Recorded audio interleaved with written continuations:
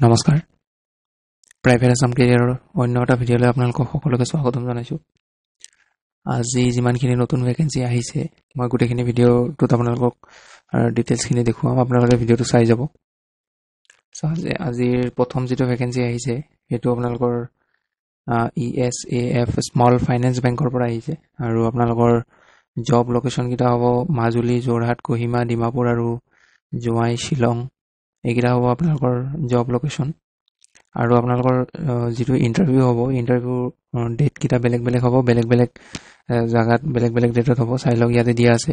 19 ফেব্ৰুৱাৰীত হ'ব আপোনালোকৰ যোৰহাট, 21 ফেব্ৰুৱাৰীত হ'ব আপোনালোকৰ কহিমা আৰু 23 ফেব্ৰুৱাৰীত হ'ব আপোনালোকৰ শ্বিলঙত।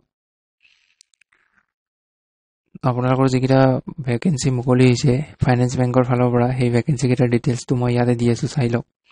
1 নম্বৰ যিটো পোষ্ট ওলাইছে সেইটো হ'ল আপোনালোকৰ sales officer, senior sales officer আৰু চেলছ অফিচাৰ ট্ৰেইনিৰ ভেকেঞ্চি হয়। ইয়াত আপোনালোকৰ ফ্ৰেছাৰ আৰু এক্সপিৰিয়েঞ্চ দুয়োটাই এপ্লাই কৰিব পাৰিব আৰু মেক্সিমাম এজ লিমিট 32 ইয়াৰ্ছ হ'ব। 2 নম্বৰটো আপোনালোকৰ টেইলাৰ হয়। ইয়াতে মিনিমাম 2 ইয়াৰ্ছ এক্সপিৰিয়েঞ্চ লাগিব আপোনালোকৰ কেছ হেণ্ডেলিঙত। NBFC নহ'বা আপোনালোকৰ ফাইনেন্সিয়েল ছেক্টৰ বা বেংকিং ছেক্টৰত আপোনালোকৰ 2 বছৰ এক্সপিৰিয়েঞ্চ লাগিব আৰু মেক্সিমাম লিমিট আপোনালোকৰ 30 ইয়াৰ্ছ দিয়া আছে। 3 নম্বৰ যিটো পোষ্ট সেইটো হয় আপোনালোকৰ gold loan officer.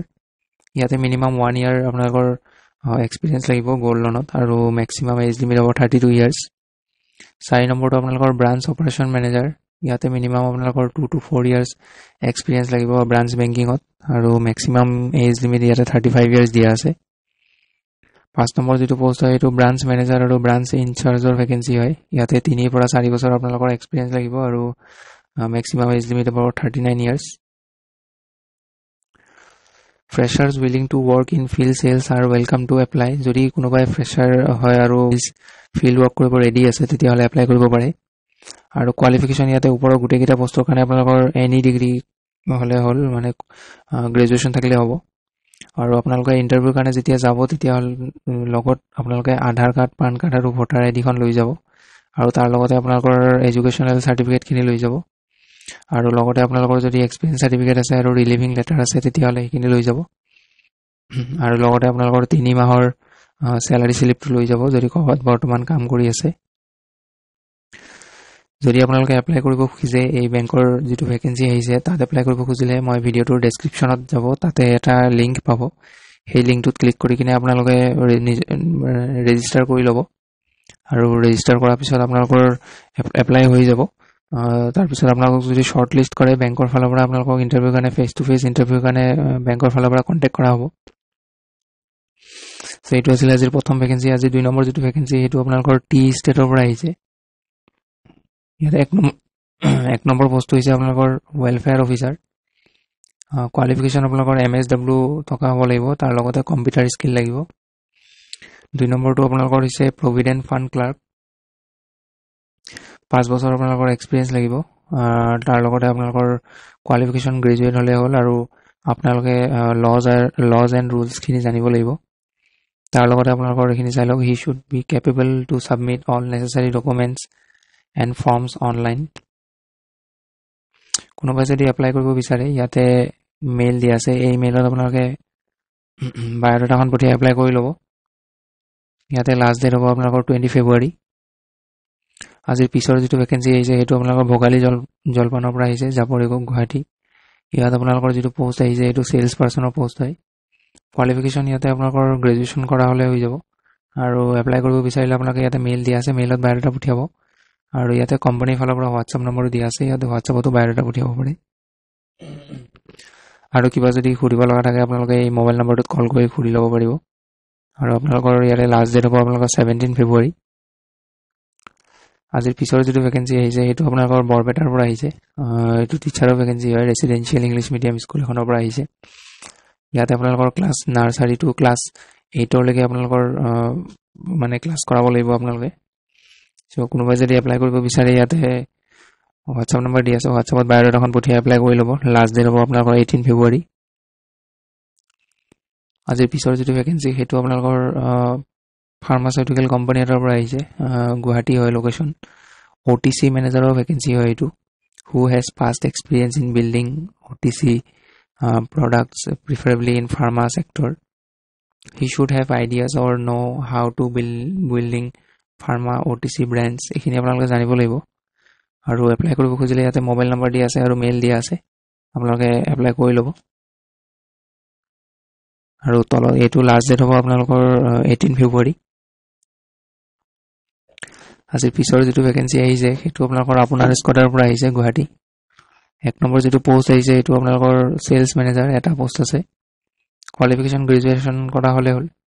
2 number post আপোনালোকৰ সেলস টিম লিডাৰ, 3টা পোষ্ট আছে, ইয়াতো আপোনালোকৰ গ্ৰেজুৱেশ্যন কৰা লাগিব।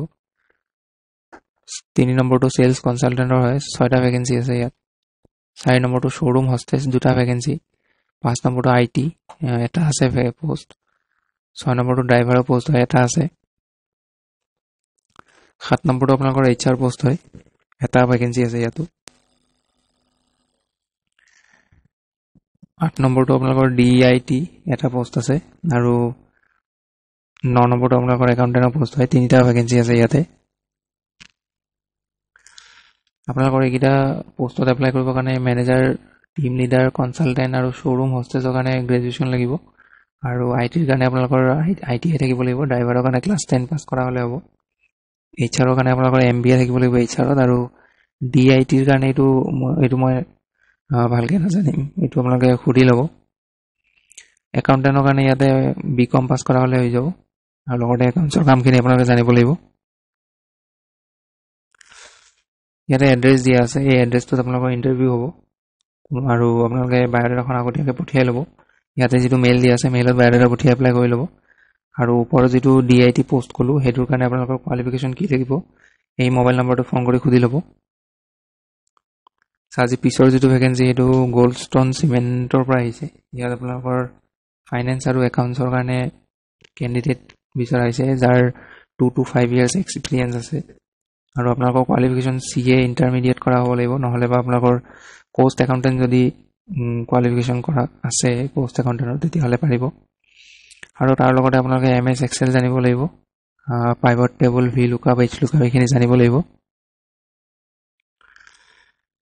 We will prefer candidate from Assam, Meghalaya and Tripura. So Assam, Meghalaya আৰু ত্ৰিপুৰাৰ পৰা যদি কোনোবাই এপ্লাই কৰে তেওঁলোকক আগত প্ৰিফাৰেঞ্চ দিব। আৰু এপ্লাই কৰিব খুজিলে ইয়াতে মেইল দিয়া আছে, মেইলত বায়'ডাটা পঠিয়াই এপ্লাই কৰিব। লাষ্ট ডেট হ'ব 18 ফেব্ৰুৱাৰী। আজিৰ পিছৰ যিটো ভেকেঞ্চি এইটো অজন্তা ফাৰ্মাৰ পৰা আহিছে গুৱাহাটী। ইয়াত আপোনালোক প্ৰথম পোষ্ট হৈছে অফিচাৰ আৰু ছিনিয়ৰ অফিচাৰ ভেলিডেশ্যন আৰু QMS। 2 নম্বৰ পোষ্ট হৈছে অফিচাৰ IPQA। এই 2টা পোষ্টৰ কাৰণে আপোনালোকৰ এক্সপিৰিয়েঞ্চ 2 to 6 years লাগিব। কোৱালিফিকেশ্যন ইয়াতে আপোনালোকৰ B ফাৰ্মা নহ'লে MSc লাগিব। আৰু আপোনালোকৰ যদি ফাৰ্মাচিউটিকেল কোম্পানীৰ আগতে কাম কৰিছে তেতিয়াহ'লে আগতে প্ৰিফাৰেঞ্চ দিব আৰু এটলিষ্ট 2 years আপোনালোকে কাম কৰা হ'ব লাগিব, মানে 2 বছৰ এক্সপিৰিয়েঞ্চ লাগিব। কোনোবাই এপ্লাই কৰিব বিচাৰিলে ইয়াতে মেইল দিয়া আছে, মেইলত বায়'ডাটা পঠিয়াই এপ্লাই কৰি ল'ব আৰু লাষ্ট ডেট হ'ব আপোনালোকৰ 20 ফেব্ৰুৱাৰী। আজিৰ পিছৰ যিটো ভেকেঞ্চি সেইটো আপোনালোকৰ কেমিষ্টৰ ভেকেঞ্চি আহিছে, বিটুমেন ষ্টেট টেষ্টিং। যদি আপোনালোকৰ কোৱালিফিকেশ্যন BSc কেমেষ্ট্ৰি ব্ৰাঞ্চত কৰা আছে তেতিয়াহ'লে আগতে প্ৰিফাৰেঞ্চ দিব আৰু ৱৰ্ক লোকেশ্যন গুৱাহাটী হ'ব। কোনোবাই এপ্লাই কৰিব খুজিলে ইয়াতে মেইল দিয়া আছে, মেইলত বায়'ডাটা পঠিয়াই এপ্লাই কৰি ল'ব আৰু লাষ্ট ডেট হ'ব আপোনালোকৰ 18 ফেব্ৰুৱাৰী। আজি পিছৰ যিটো পোষ্ট সেইটো অন্নপূৰ্ণ গ্ৰুপৰ পৰা আহিছে, আপোনালোকৰ TSI আৰু চেলছ অফিচাৰৰ ভেকেঞ্চি হয়। হেডকোৱাৰ্টাৰ চাইলক গুৱাহাটী, ডিব্ৰুগড়, তিনিচুকীয়া আৰু তেজপুৰ এইকেইটা লোকেশ্যনৰ কাৰণে আহিছে। কোৱালিফিকেশ্যন আপোনালোকৰ এনি গ্ৰেজুৱেশ্যন কৰা হ'লে হ'ল আৰু FMCG ছেক্টৰ এক্সপিৰিয়েঞ্চ আপোনালোকৰ মেণ্ডেটৰী হয়। কোনোবাই এপ্লাই কৰিব বিচাৰিলে ইয়াতে মেইলত বায়'ডাটা পঠিয়াই এপ্লাই কৰি ল'ব আৰু লাষ্ট ডেট হ'ব আপোনালোকৰ 18 ফেব্ৰুৱাৰী। পিছৰ যিটো পোষ্ট এইটো হেটেৰো হেল্থ কেয়াৰ লিমিটেডৰ পৰা আহিছে, আপোনালোকৰ কোৱালিটি কণ্ট্ৰল ডিপাৰ্টমেণ্টৰ কাৰণে 1 to 5 years এক্সপিৰিয়েঞ্চ লাগিব আৰু কোৱালিফিকেশ্যন আপোনালোকৰ MSc নহ'লে বেচেলৰ অফ ফাৰ্মাচী যদি আছে এপ্লাই কৰিব পাৰিব। ৱৰ্ক লোকেশ্যন আছাম হ'ব আৰু আপোনালোকৰ মেইল দিয়া আছে, মেইলত বায়'ডাটা পঠিয়াই এপ্লাই কৰি ল'ব আৰু লাষ্ট ডেট হ'ব আপোনালোকৰ 18 ফেব্ৰুৱাৰী। আজিৰ পিছৰ যিটো ভেকেঞ্চি সেইটো হুণ্ডাই কাৰ শ্ব'ৰুমৰ পৰা আহিছে। ইয়াত 1 নম্বৰ পোষ্ট হৈছে চেলছ আৰু মাৰ্কেটিং হেডৰ কাৰণে হয়। ইয়াত আপোনালোকৰ গ্ৰেজুৱেশ্যন কৰা লাগিব আৰু নহ'লে MBA কৰা হ'লে হ'ব আৰু এক্সপিৰিয়েঞ্চ লাগিব 5 to 10 years। 2 নম্বৰটো টিম লিডাৰৰ ভেকেঞ্চি হয়, গ্ৰেজুৱেশ্যন লাগিব আৰু মিনিমাম 4 to 7 ইয়াৰ্ছ এক্সপিৰিয়েঞ্চ লাগিব অটোমোবাইল ছেক্টৰত কাম কৰা 3 নম্বৰ যেটো পোষ্ট এটো সেলস কনসালটেন্টৰ হয় ইয়াতো আপোনালোকৰ গ্ৰেজুৱেচন নহলে হায়াৰ সেকেন্ডাৰী পাছ কৰা হলে হ'ল আৰু এবছৰ আপোনালোকৰ এক্সপিৰিয়েঞ্চ লাগিব 4 নম্বৰটো টেকনিশিয়ানৰ ভেকেন্সি হয় মেকানিক্যাল ইয়াত আপোনালোকৰ আইটিআই পাছ কৰা হলে হ'ব আৰু লগতে 2 বছৰ যদি এক্সপিৰিয়েঞ্চ আছে হৈ যাব 5 নম্বৰটো টেকনিশিয়ান হয় ইলেক্ট্ৰিকেলৰ ইয়াতো আইটিআই পাছ কৰা হলে হ'ল আৰু লগতে 2 বছৰ এক্সপিৰিয়েঞ্চ লাগিব 6 নম্বৰটো টেকনিক্যাল এডভাইজৰ ইয়াতো আইটিআই পাছ লাগিব নহলে বা আপোনালোকৰ পলিটেকনিক ডিপ্লোমা যদি আছে হৈ যাব আৰু লগতে 4 to 5 years experience লাগিব আপোনালোকৰ টেকনিশিয়ান এডভাইজৰ হিচাপে কাম কৰা 7 নম্বৰটো আপোনালোকৰ ফাইনেল ইন্সপেক্টৰ ইয়াতো আইটিআই লাগিব নহলে পলিটেকনিক ডিপ্লোমা লাগিব 1 to 2 years experience লাগিব 8 নম্বৰটো ফ্লোৰ ইনচাৰ্জ আইটিআই লাগিব ইয়াতো একেই হয় কোৱালিফিকেশন খিনি চাই লব এইখিনি 9 নম্বৰটো সাৰ্ভিস এডভাইজৰ ইয়াতো হে একে ওপৰৰ নিচিনা আইটিআই লাগিব 10 নম্বৰটো জেনাৰেল মেনেজাৰ সাৰ্ভিসৰ কাৰণে ইয়াত আপোনালোকৰ গ্ৰেজুৱেচন থাকিলে হ'ল লগতে 10 বছৰ এক্সপিৰিয়েঞ্চ লাগিব অটোমোবাইল সেগমেন্টত কাম কৰা এপ্লাই কৰিব খুজিলে কোনোবাই ইয়াতে মেইলত বায়োডাটা পঠিয়াই এপ্লাই কৰি ল'ব আৰু কিবা যদি কনফিউজন থাকে খুদিব লগা থাকে মোবাইল নম্বৰটোত কন্টাক্ট কৰি ল'ব আজিৰ শেষৰটো ভেকেন্সি আপোনালোকৰ দা হুইস্কি কোম্পানীৰ পৰা আহিছে ইয়াতে যেটো পোষ্ট হৈছে এটো হ'ল আপোনালোকৰ সেলস এক্সিকিউটিভৰ পোষ্ট হয় কোৱালিফিকেশন হায়াৰ সেকেন্ডাৰী পাছ কৰা হলে হ'ল আৰু গ্ৰেজুৱেচন কৰা হলে হ'ব লোকেশন আপোনালোকৰ গুৱাহাটী গণেশগুৰি হ'ব আৰু স্যালাৰি নেগোশিয়েবল হ'ব আৰু আপোনালোকৰ মেল ফিমেল দুইটা এপ্লাই কৰিব পাৰিব এইটো পোষ্টত যদি কোনোবাই এপ্লাই কৰিব বিচাৰে ইয়াত যেটো মেইল দি আছে এই মেইলটোত আপোনালোকে বায়োডাটা পঠিয়াব আৰু সাবজেক্ট লাইনত লিখি দিব application for the post of sales executive আপোনালোকক যদি শৰ্ট লিষ্ট কৰা হয় তেতিয়াহলে আপোনালোকক কোম্পানীৰ ফালৰ পৰা কল কৰা হ'ব ইন্টাৰভিউৰ কাৰণে সো এইটো আছিল আজিৰ শেষৰটো ভেকেন্সি সো আজি ভিডিওটো দেখিনি আছিল লগ পাম পুনৰ নেক্সট এটা ভিডিওত সো আজিলৈ এইখিনি আছিল ধন্যবাদ